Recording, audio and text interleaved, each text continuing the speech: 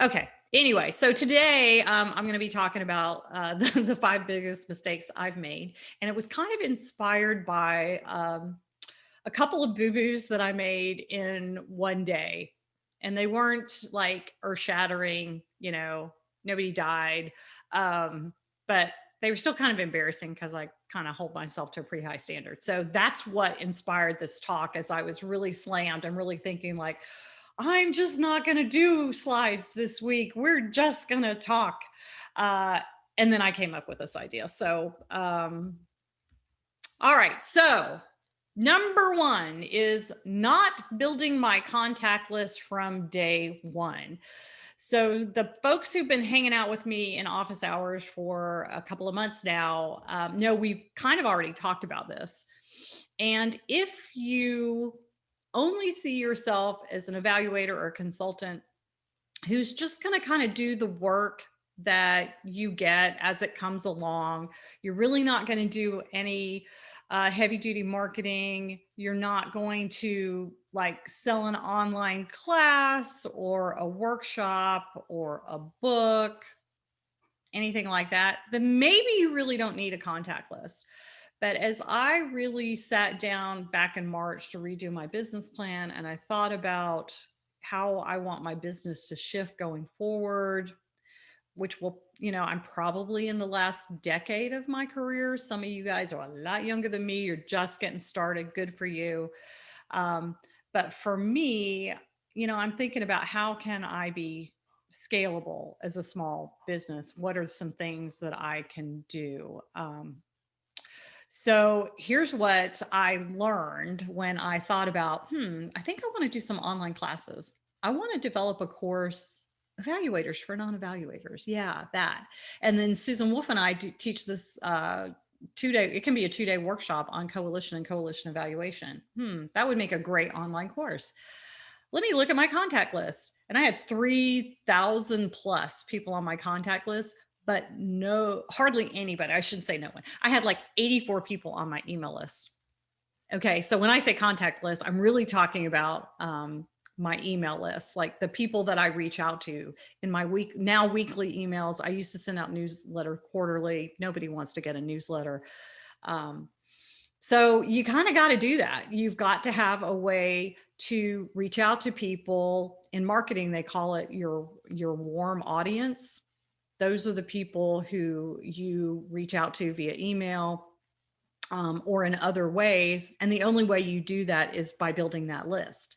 You build that list by having a place on your website. And mine now says, I think it says contact us. It used to say sign up for my newsletter, but nobody wants a newsletter these days. So don't do that. Um, but you need to have a place where they can do that. You need to develop maybe a freebie that people would be interested in, and they go to your website and they can download that as and in exchange for that, they sign up for your contact list or your email list. So that is probably my absolute biggest mistake. And of all the five mistakes that I've listed here, that's probably the most practical. You may think it was like, I made a mistake in my accounting software, or I made a big mistake in my data analysis. Nope, this is it. So the second thing that's kind of been on my mind, and it's related to my boo-boos this week, is not always hiring for my opposite skill set. So I have a big fat confession to make. For a data nerd, I'm not super detail oriented. So 2 out of 3 of my sons have been diagnosed with ADD. I'm pretty sure they got it from me. I've come to that conclusion. So sometimes I just kind of miss the details, right? And what I need to surround myself with are people with my opposite skill set. So people who are more detail oriented than me. Maybe part of it's because I have a small business, but at any time we have 10 to 15 clients, all with, not all, but many with multiple projects. So I've got a lot going on. I'm doing administrative stuff, but I'm also doing the weeds. And it has hurt me from time to time when I didn't have coworkers or subcontractors or even interns who have the opposite skill set. So I'd really encourage you to do that inventory. What are your strengths and what are your weaknesses? And don't be afraid to hire someone who has a different skill set than you. It may drive you crazy, but I think the payoff is just huge. And I say it may drive you crazy because I actually have one person in particular that is uber detail oriented, and she's that person that she's going to catch that typo. She's going to catch that analysis thing, that one thing we said we were going to do that we hadn't done yet, whatever. And it's kind of annoying, but it's necessary, right? So think about that, hiring for your opposite skill set. Okay, so this is for all of the ladies in the room, the young ladies. One of the biggest mistakes I have made, and maybe it applies to you men too. I shouldn't say that, but maybe, yeah, it does. But I definitely think it applies to women, especially young women, is I haven't always asked for what I needed. So one of the things that I do with the young women that I hire, or the interns or practicum students that I have every summer, is I give them a copy of Sheryl Sandberg's book, Lean In. And I know she's caught some grief for that, but I actually think she's got some great points. And one of her really good points is ask for what you need, ladies. It seems like no matter how much education we get, when we are in a long-term relationship or a marriage or there are children involved, I don't care if you got a PhD or a law degree, somehow we still end up making the kids' doctor's appointments, the dentist appointments, the PTA meetings, the teacher consultations, hauling people to baseball practice. Oh yeah, cooking, cleaning, and planning all the meals.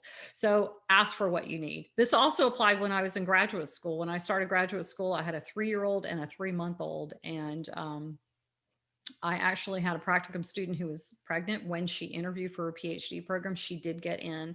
And one of the things I told her is ask for what you need. If you need a place for pump, by God, ask for it. Do not do what I did and like hide out in the library some way, somewhere in an obscure bathroom, right? It was ridiculous. So ask for what you need from coworkers, from your partners, for whatever. So don't let perfection be the enemy of the good would be my next tip. This probably aligns with my lack of, detail orientation, but it also has to do with, sometimes, things are as good as they're going to be for right now. And sometimes you have to just make that decision that it's okay. As long as I'm getting a little bit better every time. I'm the kind of person who's never satisfied. I'm always thinking about how can that report be better? How can that data viz be better?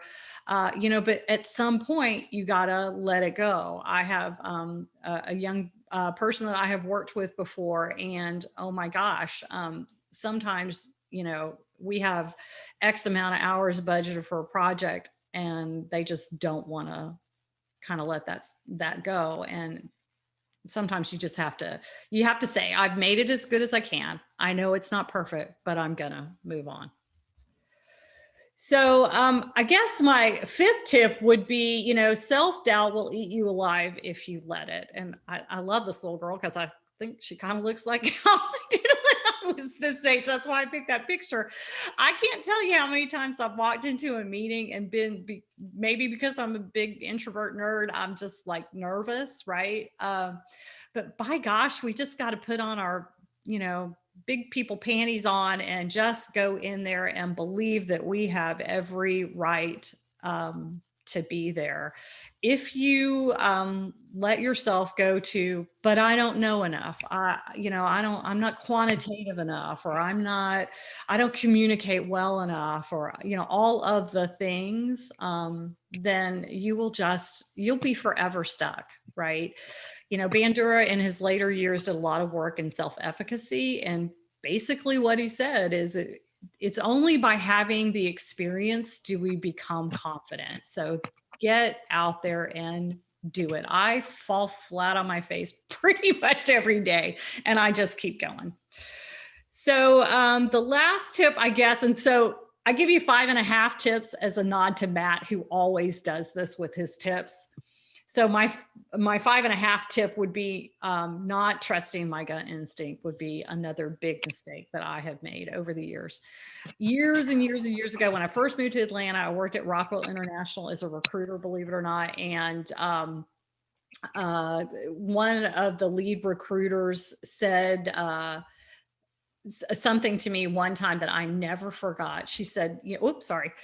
She said, "Don't," or she said, "Always trust your gut instinct. It will never steer you wrong. When you're interviewing someone and the bells and whistles are going off, you gotta like trust your gut instinct." And I have found that to be really true. Whether that be making a decision about going for an RFP or not, hiring someone or not, working with a client or not, every single time that I did not trust my intuition, it always bit me in the ass every single time. So that's my 5.5 tips, or my 5.5 mistakes, rather, things that I have done wrong in my career. So I don't know if that like surprises you. It really almost has nothing to do with business and everything about the way I kind of operate in the world. So I hope this is the time we can kind of pull back the Band-Aid and kind of share about maybe some of your mistakes. Because I don't know about you, I have learned so much more from the mistakes that I have made than I ever did from the things that I, hit out of the ballpark. So now it's your turn. And so I'm going to invite you to turn off your camera and let's have a conversation. And then I want to hear about your triumphs and places that you are stuck.